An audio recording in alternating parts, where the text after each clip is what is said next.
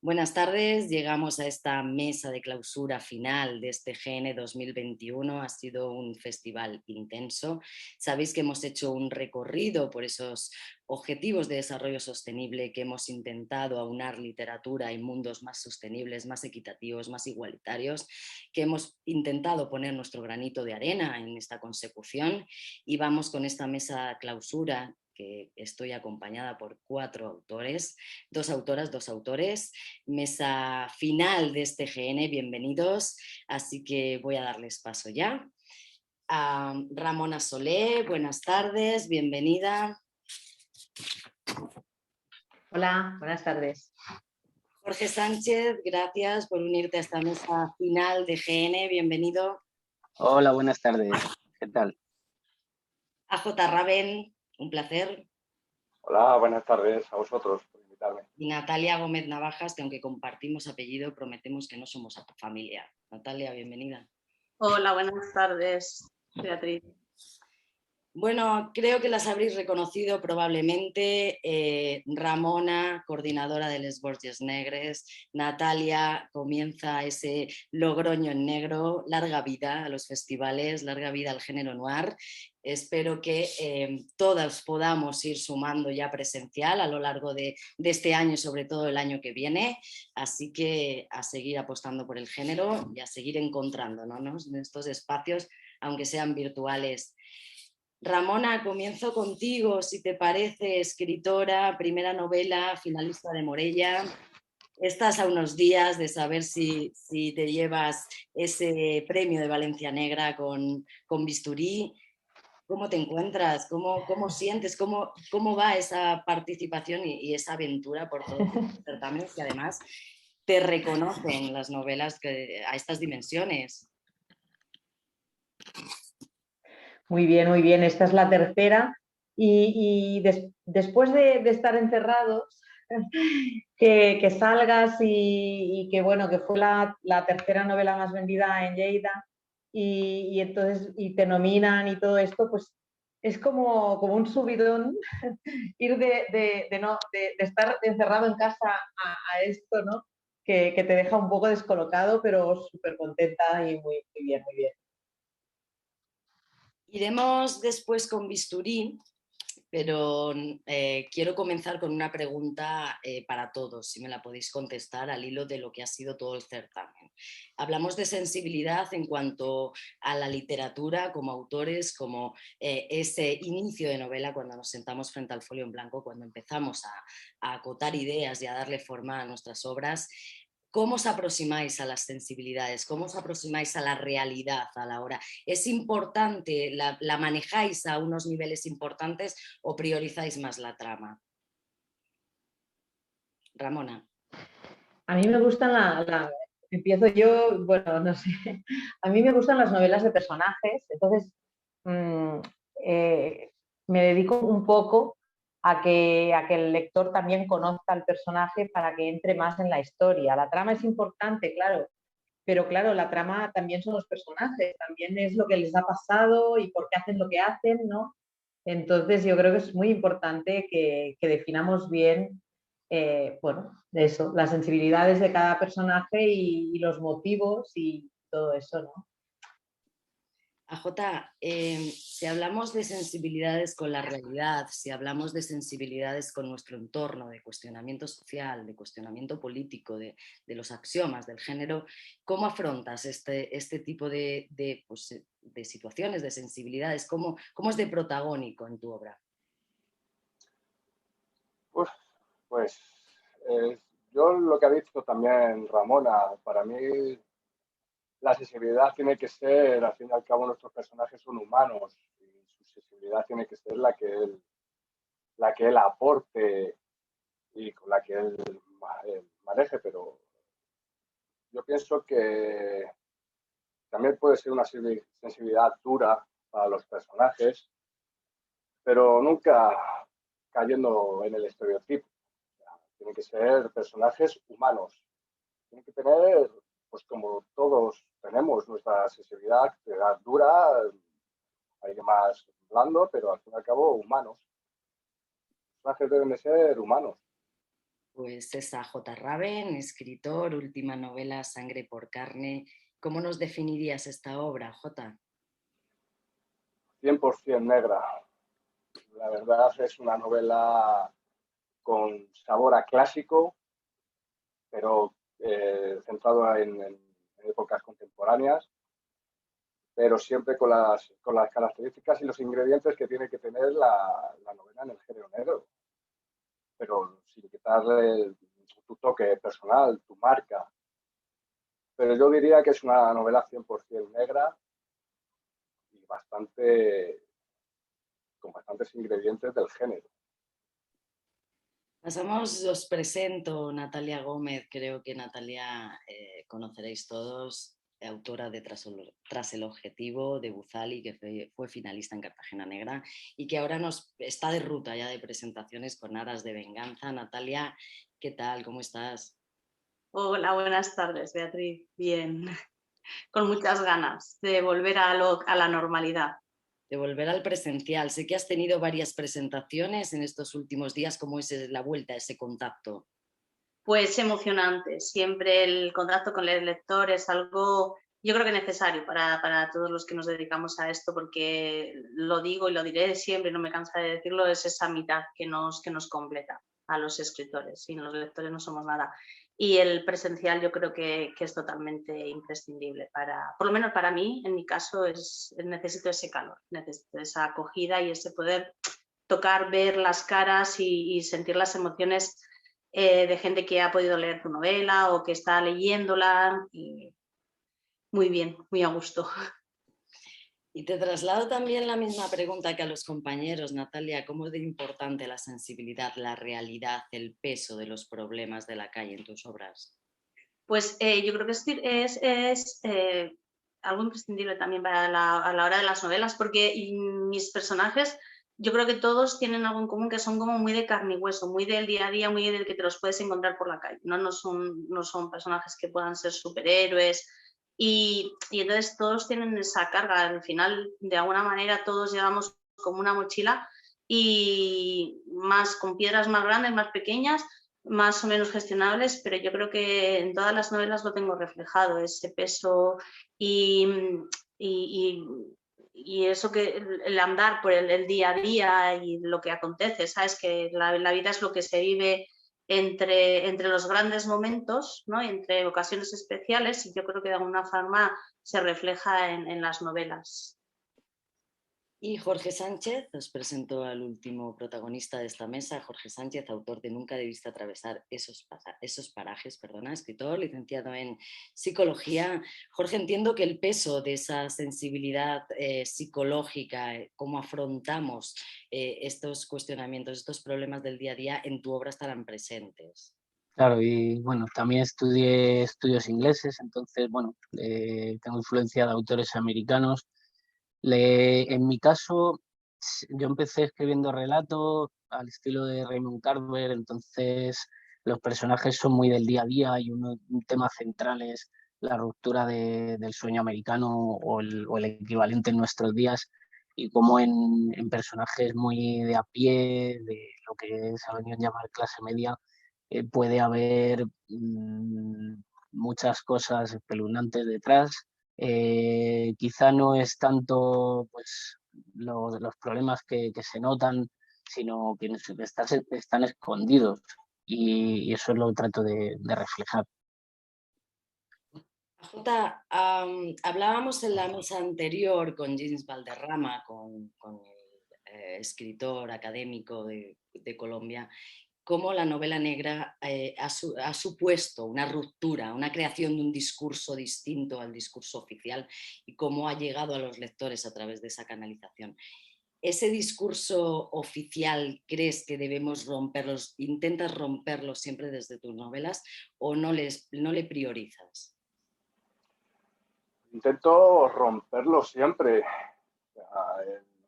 Tienes que romper muchas veces las barreras y los esquemas de la novela negra y darle tu toque, porque al fin y al cabo la novela negra es la crítica y tienes que romperlo bastantes veces, aunque tú a veces tampoco quieras escribir cosas, pero son necesarias para que el lector del género negro comprenda lo que está sucediendo. O sea, yo pienso que muchas veces hay que romper los esquemas para poder seguir avanzando. Háblanos un poquito de tus protagonistas, de Henry, James, de estos investigadores que sitúas además en Chicago, si no me equivoco, los sitúas en Chicago. En eso estás muy cerca de Jorge, que también se lleva a sus personajes a Minnesota, su trama a Estados Unidos. ¿Por qué Estados Unidos, AJ? ¿Por qué lo localizas allí? Pues lo localizo allí porque prácticamente me gusta elegir Chicago porque me gusta la ciudad y todos sabemos que es la cuna del gangsterismo, de la ley seca y de todas las mafias, de Al Capone, y es una ciudad en la que los bajos fondos siguen también muy influenciados por aquellos gángsters de hace 20, 30, 40 años. Y me gusta porque también quería partir un poco, porque hoy en día se escribe mucho también sobre novela negra con personajes españoles.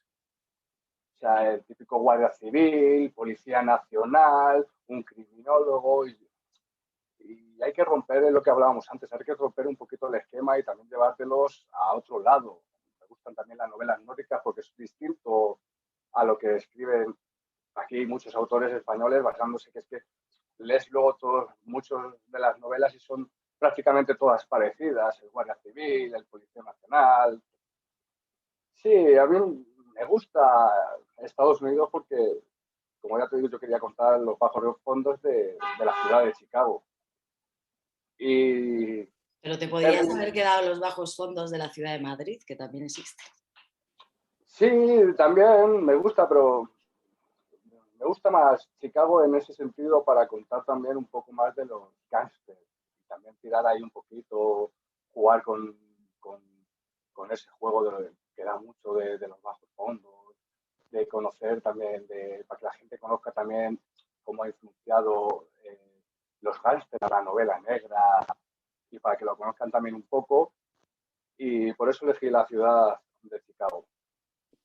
Ramona, al hilo de lo que conversamos con AJ, tú también ya hemos visto durante todo este tiempo que hay una gran tendencia a deslocalizar de las grandes ciudades la novela negra, que esto es algo que están haciendo muchos autores desde hace ya 2 o 3 años, empiezan a deslocalizar esa gran ciudad como protagónica y hegemónica en la novela negra, se nos empieza a diluir. Y tú sitúas la trama, además, desde la que deslocaliza y te la llevas a Lleida. Háblanos un poquito sobre Bisturí, sobre qué implica Lleida en esa novela. Sí, yo, referente a esto, lo que ha dicho él de las novelas nórdicas, aceptamos bien en las nórdicas que estén situadas en un pueblo que no sabemos ni pronunciar, ¿no?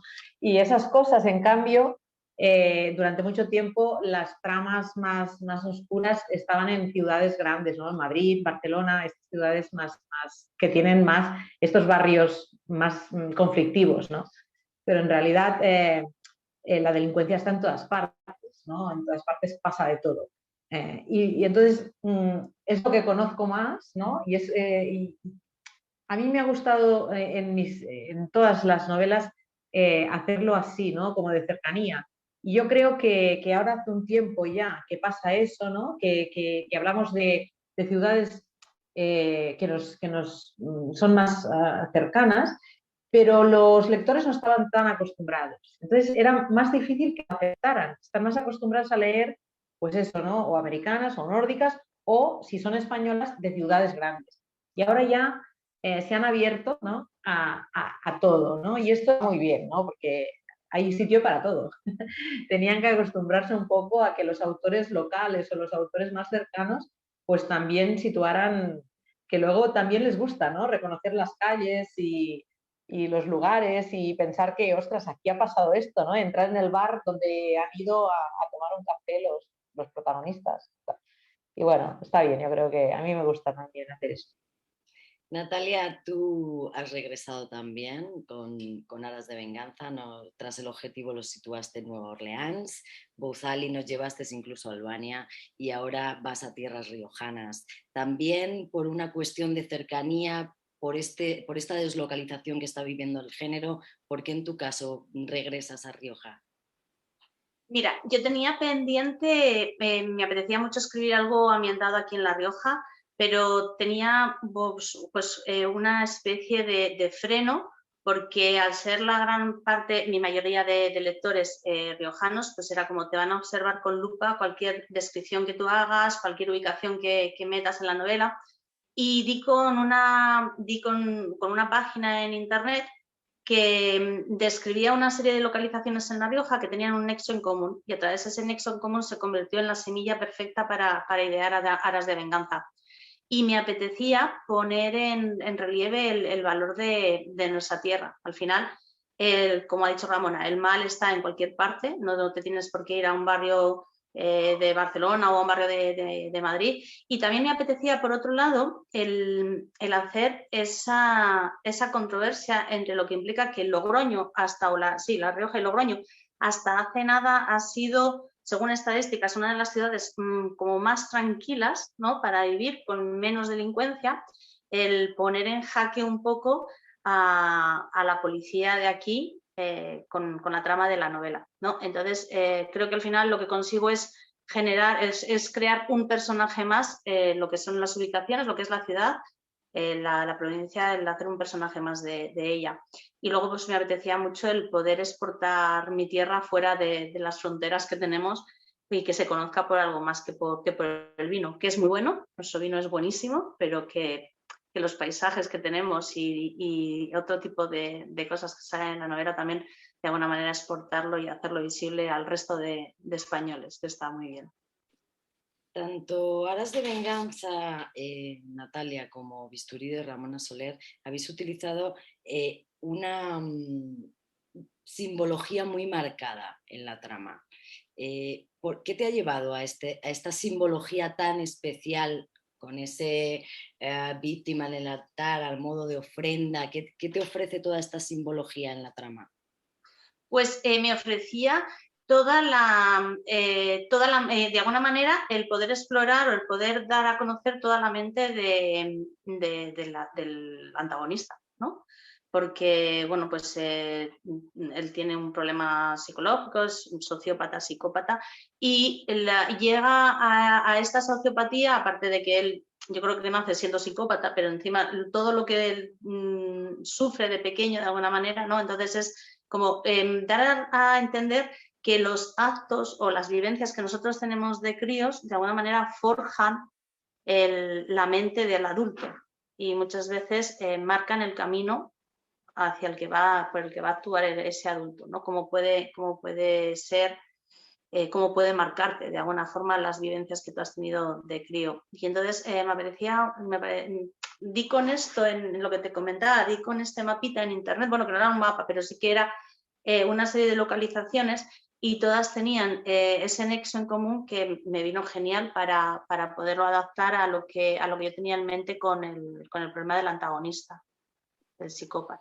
Natalia, cuéntanos brevemente Aras de Venganza, ¿cómo lo defines? ¿Qué significa para ti?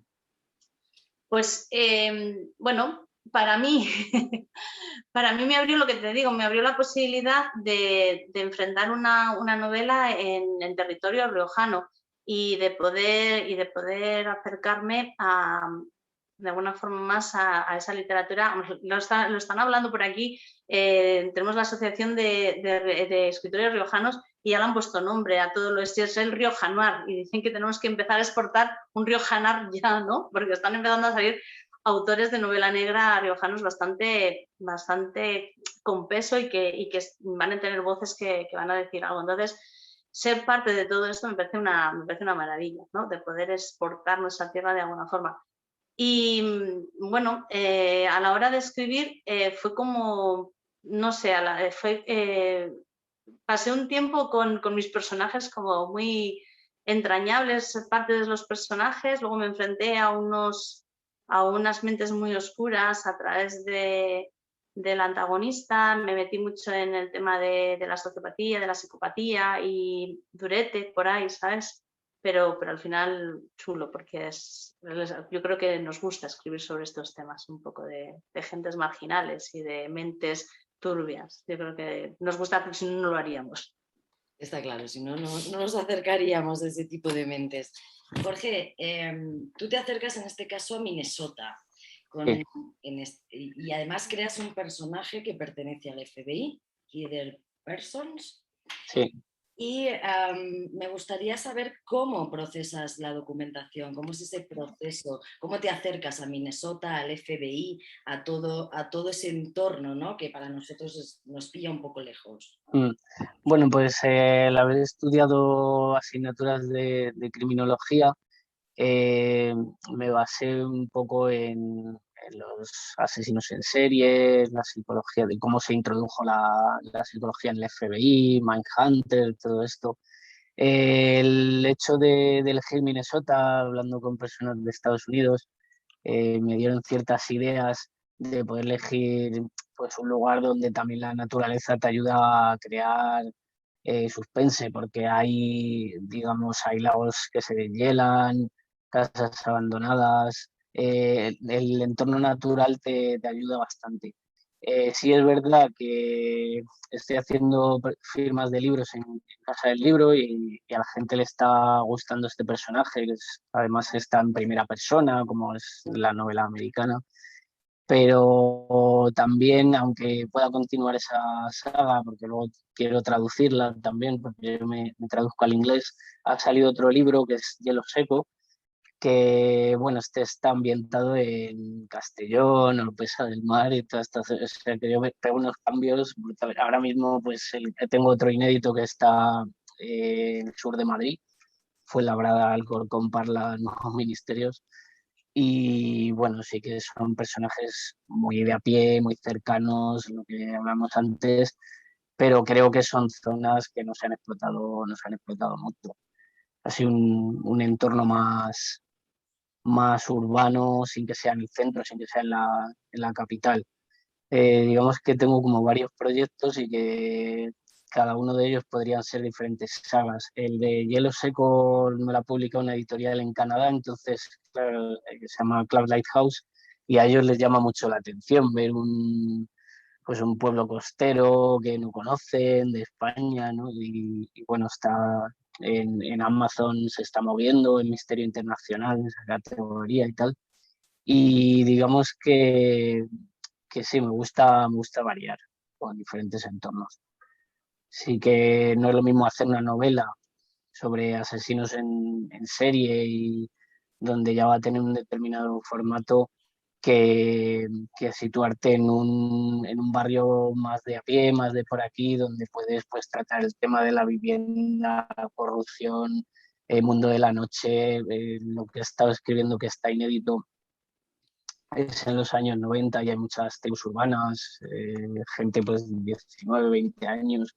Es que según el enfoque, según el libro también. Bueno, es bueno ir deslocalizando, ir centrando escenarios, Ah, una capacidad para ir moviendo, porque tenemos tendencia a los autores a irnos quedando con nuestros personajes y nuestras localizaciones, ¿no? Y es bueno medirte también en diferentes escenarios y en diferentes ciudades, porque claro, tenemos que tener muy claro que las idiosincrasias propias de cada lugar deben de estar presentes en esa obra y de ahí provienen las dificultades, los procesos de claro. documentación. AJ, ¿cómo ha sido tu proceso de documentación para llevarte a Chicago para esos personajes? ¿Cómo Pues, los has elaborado? pues la ciudad o los personajes en sí. Porque para basarme en la ciudad me compré varios libros de la ciudad de Chicago,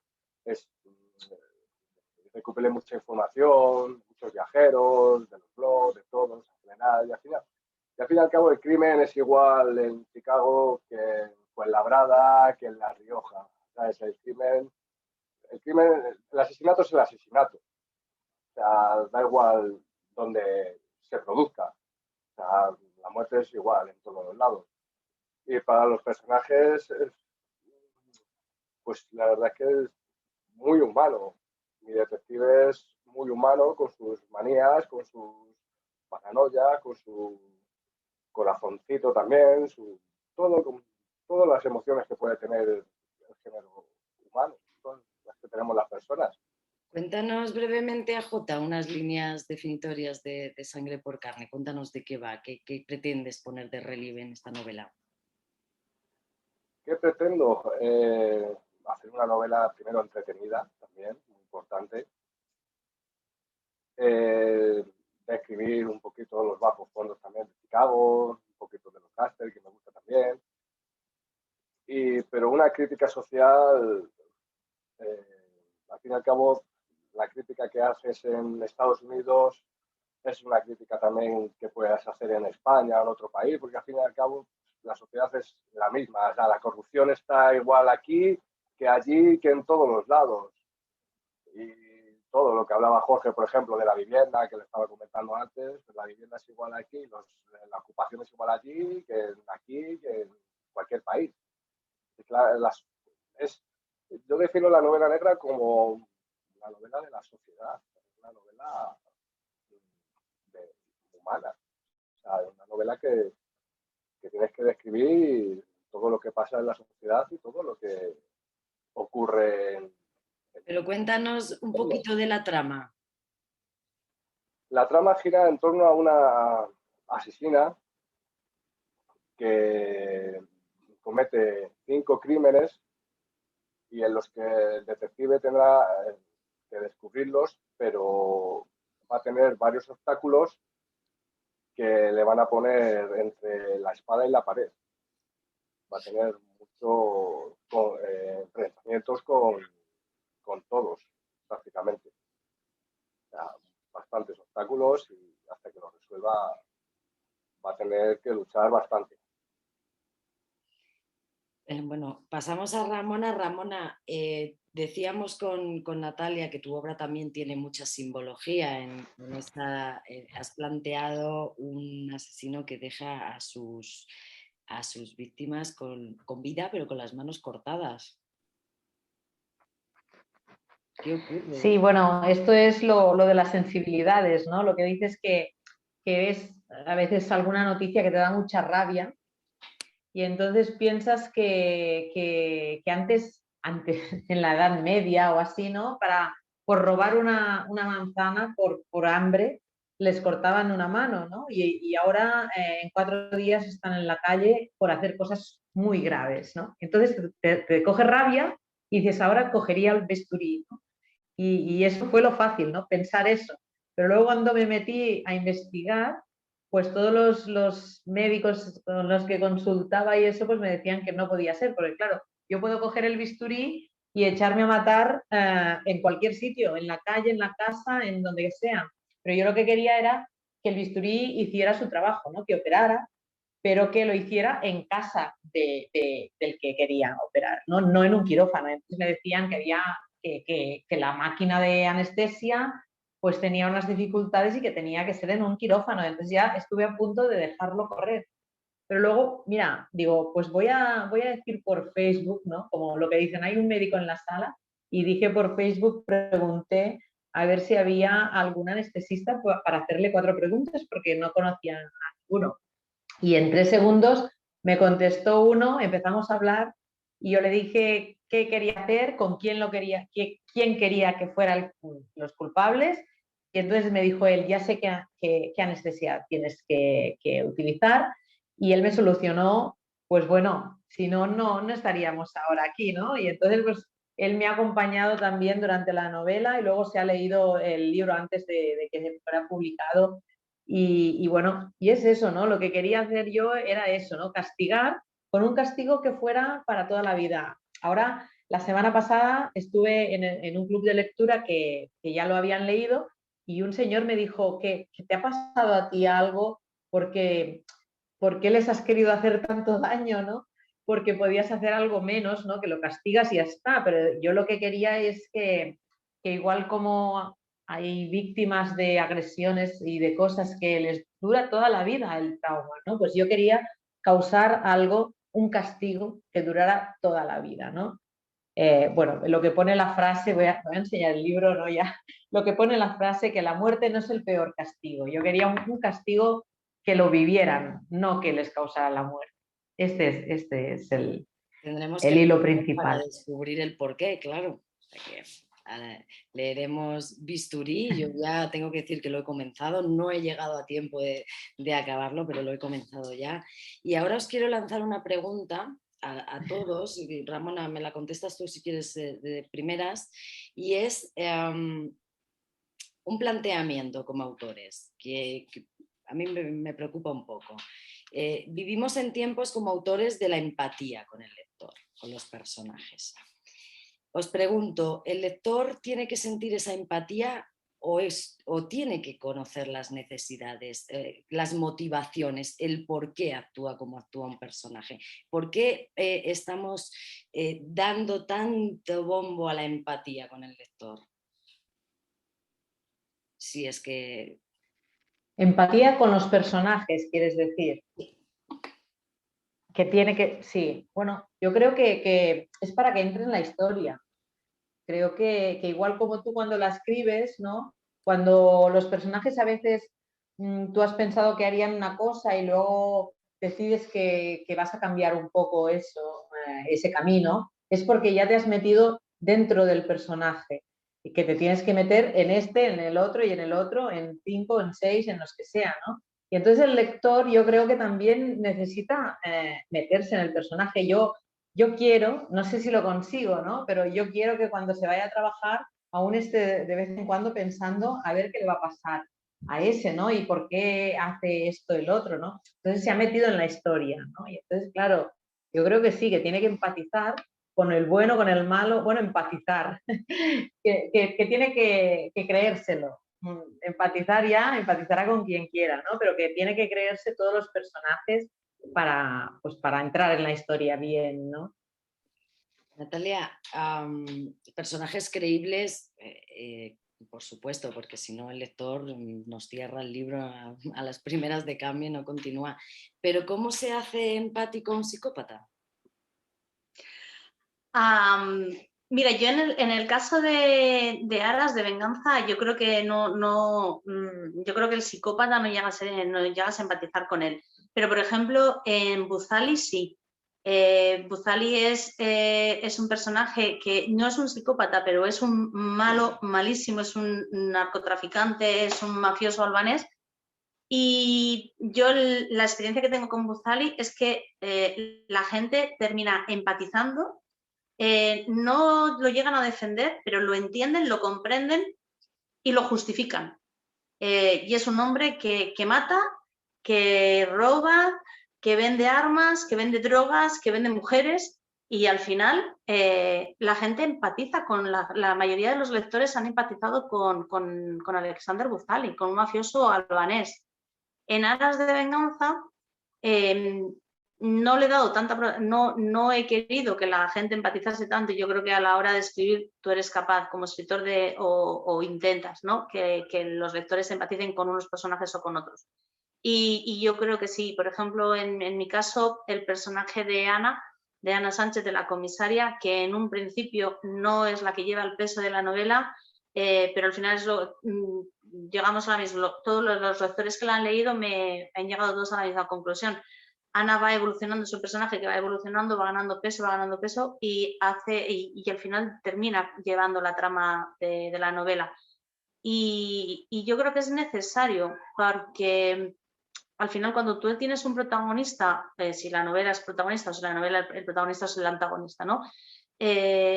Si tú no tienes esa chispa que de alguna manera te una al protagonista, al personaje, y te intereses por él y quieras saber más, es un libro que vas a cerrar y no vas a volver a abrir. Por mucho que la trama te llame, para mi gusto, ¿eh? O sea, ha habido libros que me han parecido que están muy bien escritos, la narrativa muy buena, tal, pero como no haya empatizado con el personaje principal, por lo menos es como se me cae la novela. Y un libro se te puede caer de las manos con mucha facilidad. Entonces yo creo que es muy necesario el crear personajes que de alguna manera lleguen al lector. Jorge, ¿cómo creas tú el personaje? ¿A través de la empatía? ¿A través de la comprensión de sus motivaciones y de sus comportamientos? Pues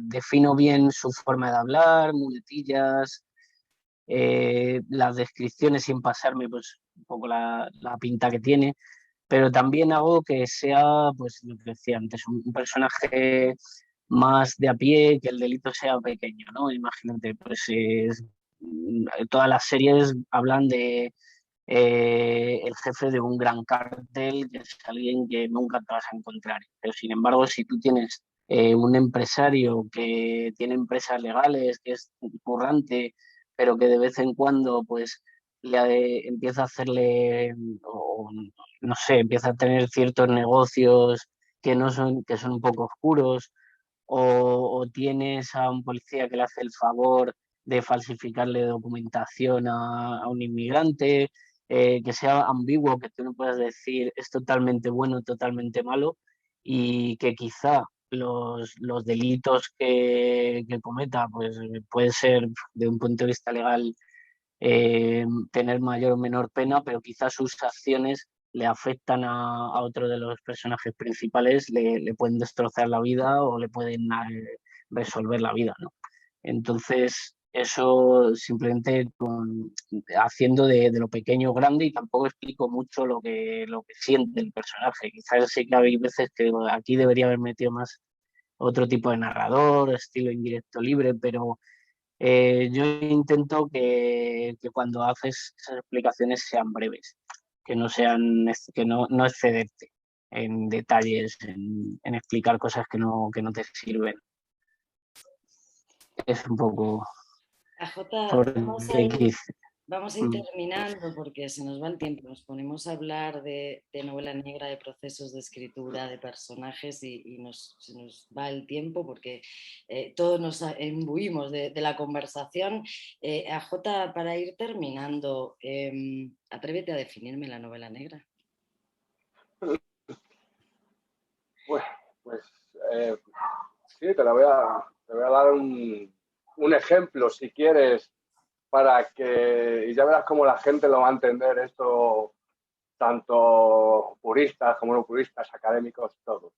La novela negra, por así decirlo, por ejemplo, te voy a poner una anciana, está cruzando una calle, viene un señor y la ayuda a cruzar tranquilamente, no hay nada. Pero en la novela negra es una señora quiere cruzar la calle, un señor la ayuda con la intención de robarle la cartera. Ahí está la novela negra. Pues esta es la definición de AJ. Sabemos que el debate nos lleva a múltiples conversaciones, muchas horas de conversación. Yo no voy a atreverme a definir la novela negra. Gracias a AJ por hacer su definición de novela negra. Gracias Natalia, Jorge, AJ, Ramona. Gracias por haber participado en esta mesa de clausura de GN. Gracias a todos los que nos habéis seguido a través del formato online, a través de las mesas en streaming, a través del canal de YouTube, los que habéis estado presencialmente viendo a nuestros autores. Esperamos que hayáis disfrutado con la novela negra, que hayamos comprendido que los mundos más igualitarios son necesarios y que en tiempos inciertos siempre es necesaria la valentía, la de la literatura también. Gracias, un placer, chicos. Gracias, gracias por invitarnos. Gracias, muchas gracias.